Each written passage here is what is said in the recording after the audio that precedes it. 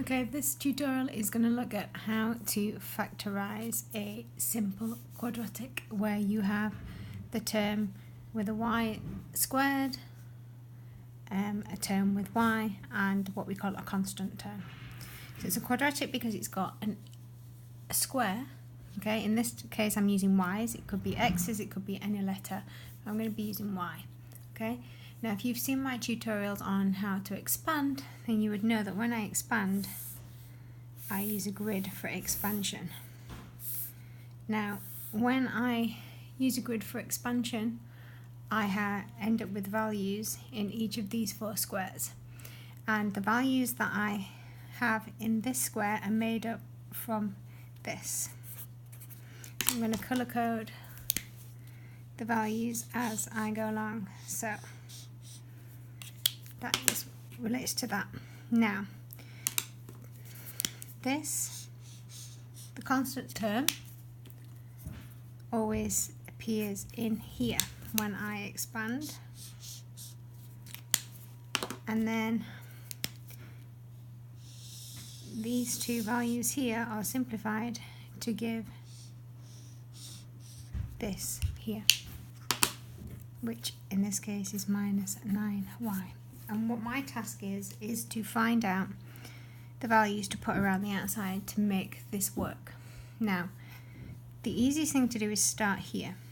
I need to make y squared. And I know that if I put a y and a y, then y times y is y squared. So I've done that part. Okay, now to the next part. This here needs to be positive 14. Now to make positive 14, we could have 1 times 14, we could have 2 times 7, or we could have a combination of minus 1 times minus 14 minus 2 times minus 7. Okay, but we need to be able to choose things so that these two, when we put them here, will also give us the minus 9y.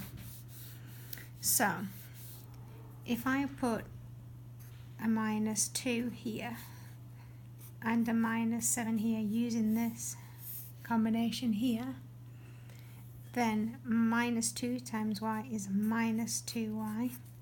Y times minus 7 is minus 7y. And the minus 2y and the minus 7y give me the minus 9y that I need. So the items around the outside are what form my brackets for factorisation. So in one bracket I've got y minus 7,